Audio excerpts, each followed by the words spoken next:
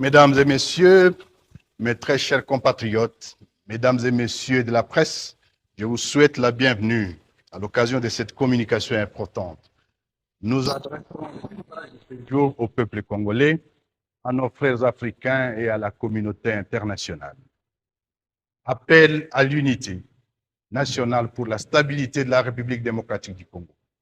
Mû par la volonté de sauver la nation en danger et de restaurer la dignité du Congo, la République démocratique du Congo en tant qu'État, animé par la volonté du vivre ensemble, de l'unité et de la cohésion nationale, et d'en finir définitivement avec l'insécurité généralisée, les tueries et les massacres massifs des populations, ainsi que les génocides, les idéologies génocidaires véhiculées par les forces négatives alliées au régime de Kinshasa, avec comme conséquence des déplacés congolais et réfugiés, principalement dans la partie orientale du pays. Convaincus que les statuts et le bien-être du Congo ne dépendent que des Congolais eux-mêmes et pas d'autres, considérant que la problématique de l'insécurité et l'instabilité consécutive à la faiblesse, sinon à l'absence de l'État, dure depuis plus de 3 décennies sans aucune solution durable. Considérant les déficits de gouvernance des institutions nationales et leur incapacité à restaurer l'autorité de l'État sur l'ensemble du territoire national et rassurer nos populations, entendu qu'il est malheureusement établi que le régime actuel de Kinshasa a instauré plutôt en mode de gouvernance des antivaleurs telles que la corruption, le détournement des deniers publics, la spoliation des biens publics et privés, le tribalisme, la discrimination, les mensonges, la chasse à l'homme, l'instrumentalisation des institutions de la justice et des services d'État, la manipulation tribalisée de la justice, les arrestations arbitraires, les assassinats, les crimes économiques, la glottophobie et l'exclusion, ainsi que la division et l'appauvrissement de la population. Vu que le régime de Kinshasa a fait le choix délibéré de sous-traiter la sécurité nationale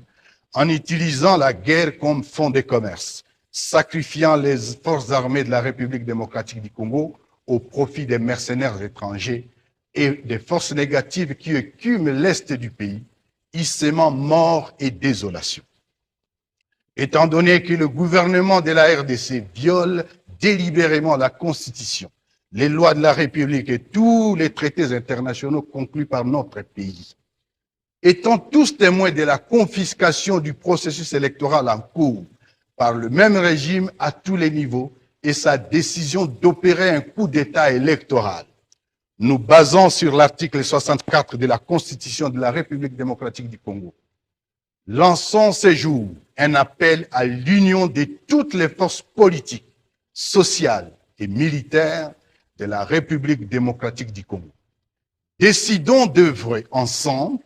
pour la mise en place d'une dynamique structurée pour la refondation de l'État et la résolution des causes profondes des conflits récurrents pour le retour de la paix définitive en République démocratique du Congo. Notre plateforme est dénommée Alliance Fleuve Congo, AFC en sigle. Notre appel s'adresse précisément aux groupes et sensibilités ci-après. Les partis politiques, les plateformes de la société civile, les forces de résistance et d'autodéfense populaire, les forces armées de la République démocratique du Congo, FARDC, les leaders communautaires et de la diaspora.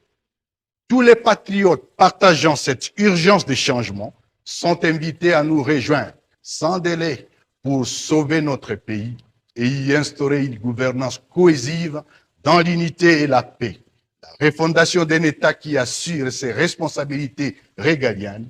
fondées sur la loi et qui assure la sécurité de tous.